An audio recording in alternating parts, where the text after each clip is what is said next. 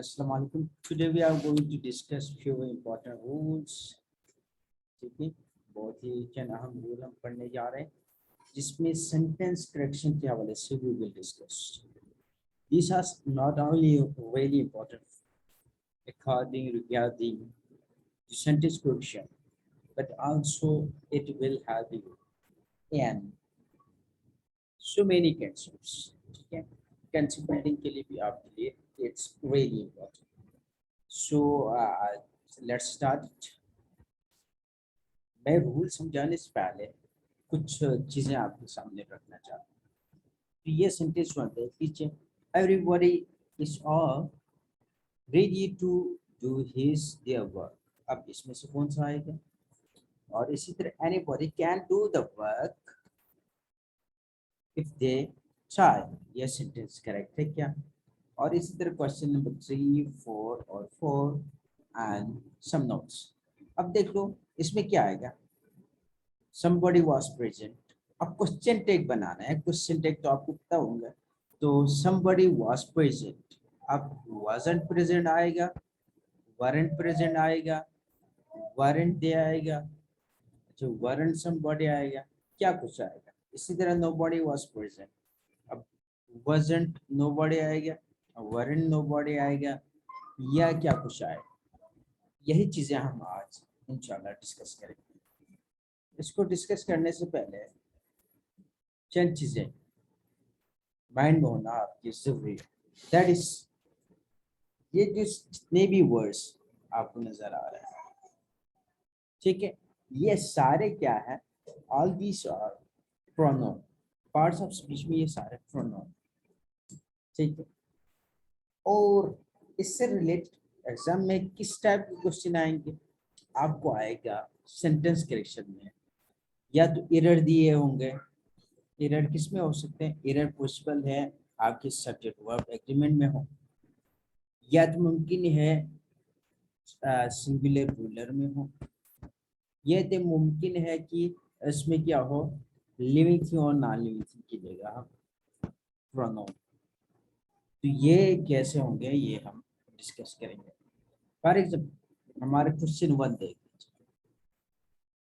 Question 1, everybody is, ये सारे pronoun है। एक और बात, जो एवरीबॉडी, समबॉडी, एनीबॉडी, नोबॉडी, ये सारे हम यूज करेंगे लिविंग थिंग के साथ, और बाकी जो थिंग थी आपको नजर आ रहे हैं ये सारे हम यूज करेंगे फॉर नॉन लिविंग थिंग। ये भी आपने याद रखना है क्योंकि कभी कभार इसमें भी गलतियां दी जाती है सेंटेंस करेक्शन की वजह से। तो पहला क्वेश्चन हम करते हैं, एवरीबॉडी इज और ready to do his their work। Definitely everybody क्या है? एवरीबॉडी हमारा प्रोनाउन है, प्रोनाउन सब्जेक्ट होता है, ठीक है। तो ये क्या है? ये हमारा सिंगुलर सब्जेक्ट है। तो सब्जेक्ट वर्ब एग्रीमेंट पता है आपको, सिंगुलर सब्जेक्ट के साथ सिंगुलर वर्ब, और सिंगुलर वर्ब के साथ और प्लूरल सब्जेक्ट के साथ प्लूरल वर्ब आता है डेफिनेटली। तो ये सिंगुलर वर्ब है तो डेफिनेटली यहाँ पे किस आएगा? रेडी टू डू हिस आएगा, दियर आएगा। डेफिनेटली जो प्रोनाउन है अकॉर्डिंग टू हमारा सब्जेक्ट आएगा, तो यहाँ पे क्या आएगा? हिस आएगा, क्योंकि हमारा जो प्रोनाउन है सब्जेक्ट है वो सिंगुलर है, तो यहाँ पे हिस आएगा। अब एक और चीज है, अब यहाँ पे हर भी तो आ सकते हैं, इज इट पॉसिबल? हाँ, हर भी आ सकते हैं, लेकिन यहाँ पे डिफाइन नहीं हो। एवरीबॉडी से मुराद हमें नहीं पता आइदर फीमेल या मेल है, तो मेल डोमिनेंट सोसाइटी है, तो रिमेम्बर इट, हम हर के यूज नहीं करेंगे, किस का यूज करेंगे, ठीक है, जहाँ पे जेंडर डिफाइन नहीं हो। और इसी तरह क्वेश्चन नंबर 2 देख लीजिए। Question number 2, anybody can do the work if they try. इसमें क्या है? इसमें करेक्शन क्या नजर आ करना क्या है? डेफिनेटली एनीबॉडी, ये सिंगुलर सब्जेक्ट है, can do the work if they try. इसमें क्या आएगा? इसमें दे आएगा? नहीं आएगा, क्योंकि ये सिंगुलर है, तो डेफिनेटली यहाँ पे क्या आएगा? सिंगुलर आएगा। If they try, if he tries, ठीक है। टाइस आएगा। और इसी तरह सेंटेंस 3 हो गए। सेंटेंस 3 की बात करें तो nothing but some books were available. अब इसमें है क्या, nothing but some books was या वर अवेलेबल। इसको स्टार्ट करने से पहले, समझाने से पहले मैं एक और बात बताना चाहूँ। जो बट हमारा है, बट के दो जॉब्स हैं। एक जॉब एज ए कंजंक्शन में कर सकते हैं, दूसरा जॉब एज ए प्रीपोजिशन करता है। ठीक है, तो आपको पता है ना, जब कंजंक्शन के तौर पर इसको यूज करेंगे तो इसका सेंस बनेगा लेकिन, लेकिन का माना देगा। और जब प्रीपोजिशन के सेंस में यूज करेंगे तो के सिवाय, ये सेंस आ जाएगा। तो रिमेंबर, बट के दो फंक्शन पॉसिबल है। ये कंजंक्शन भी हो सकता है, प्रीपोजिशन भी हो सकता है। ठीक है, ये आपने देखना है अकॉर्डिंग टू सेंटेंस आइदर इसकी जॉब्स क्या है। तो यहाँ पे क्या है, nothing but some books were available. दोनों सेंटेंस ये होना है यहाँ पे, नथिंग बट सम बुक्स। अब बुक्स देख के आपने कंफ्यूज नहीं होना है। ठीक है, हम अकॉर्डिंग टू सब्जेक्ट लेके जाएंगे तो क्या आएगा, nothing but some books was available. Definitely was आ जाएगा। अब यहाँ पे यूजुअली क्या हो जाता है, बुक्स नजर आके स्टूडेंट कंफ्यूज होता है। हमने ये नहीं देखना है, क्योंकि हमने करना है सब्जेक्ट आएगा, वर्ब आएगा अकॉर्डिंग टू सब्जेक्ट। सब्जेक्ट हमारा नथिंग है, सिंगुलर है। ठीक है, तो वर्ब भी हमारा सिंगुलर आएगा।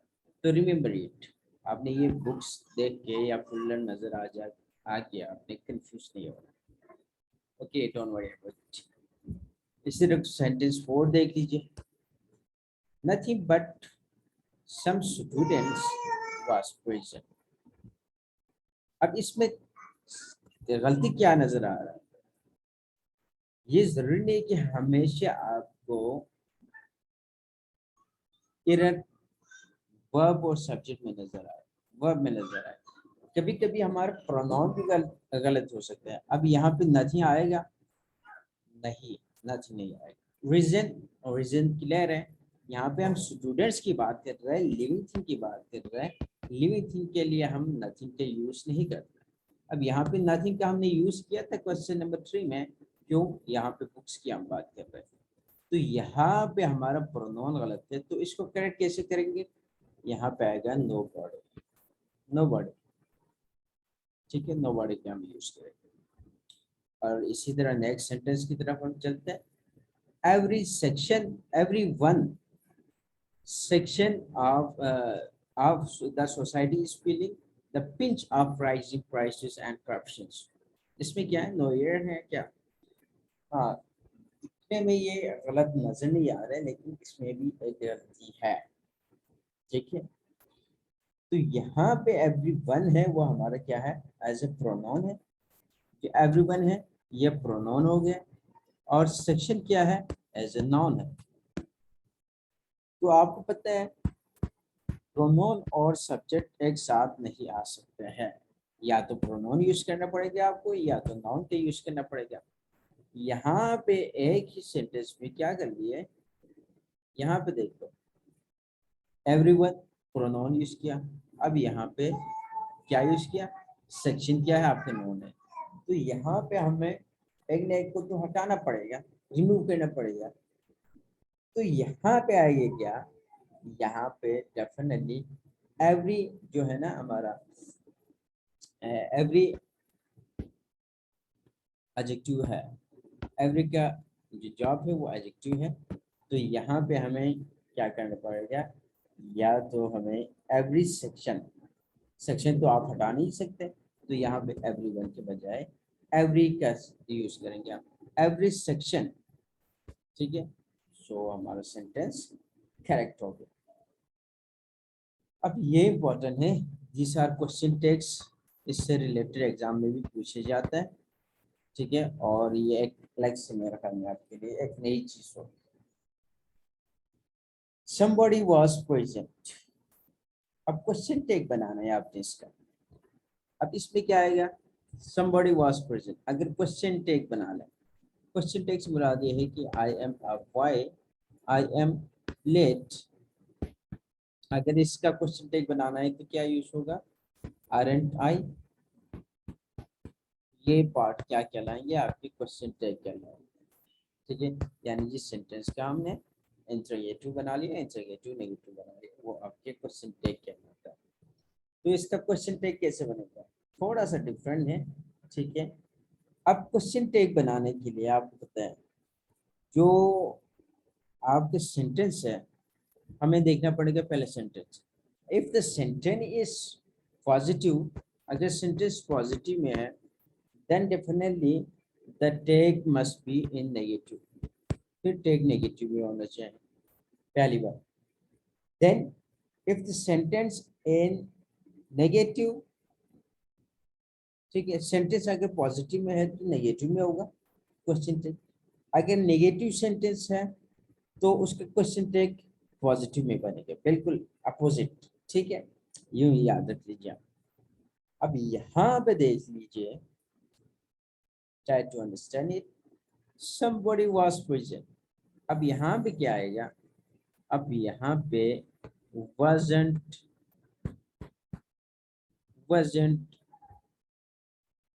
ही आएगा, क्या wasn't दे आएगा, weren't दे आएगा, क्या आएगा, यही तो हमने याद रखना है आपने जब भी somebody। और इसी तरह क्वेश्चन टेक के हवाले से याद रखो, यहाँ पे मैंने अलग से लिखा है, अगर क्वेश्चन टेक में पर्सन की बात करेंगे तो हम प्लूरल का यूज करेंगे। ठीक है, क्वेश्चन टेक में हम प्लूरल की बात करेंगे। अगर पर्सन की बात कर रहे हैं तो somebody weren't, क्योंकि ये पॉजिटिव में है, weren't, हाँ weren't आएगा। somebody were not, weren't जिसे हम कहते हैं was present, weren't दे आएगा। यहाँ पे दे आएगा, दे क्यों आएगा, क्योंकि हम पर्सन की बात कर रहे हैं तो हम प्लूरल यूज करेंगे। और इसी तरह क्वेश्चन नंबर 2 देख लीजिए, समथिंग वाज प्रेजेंट। अब इसमें क्या है, थिंग की बात करें तो वही नॉर्मल होगा, यहाँ पे कोई प्लूरल नहीं आएगा, वही रूल वाजंट इट आएगा। ठीक है, अब थर्ड में क्या चीज आपको नजर आ रहा है, नोबडी वाज प्रेजेंट। इसमें डेफिनेटली नोबडी वाज प्रेजेंट, इसमें गलती क्या होंगे, अब यहाँ पे वाजंट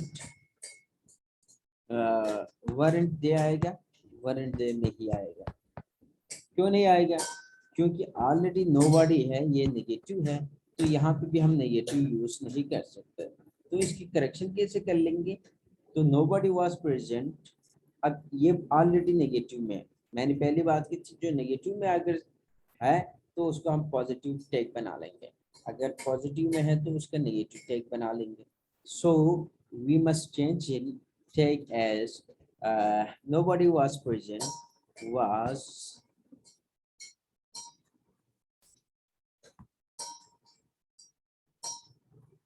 अच्छा वर दे आएगा, वर दे, वर दे आएगा। ठीक है, क्योंकि एज ए प्लूरल हम यूज करेंगे, और हमने बात की जब पर्सन की बात करें तो एज ए प्लूरल यूज करेंगे। होप आपको ये चंद चीजें समझ आएंगे। आज हमने डिस्कस किया रूल 1, इसी हम डिस्कस ऑलमोस्ट रूल 60 तक हम लेके जाएंगे। So thank you so much.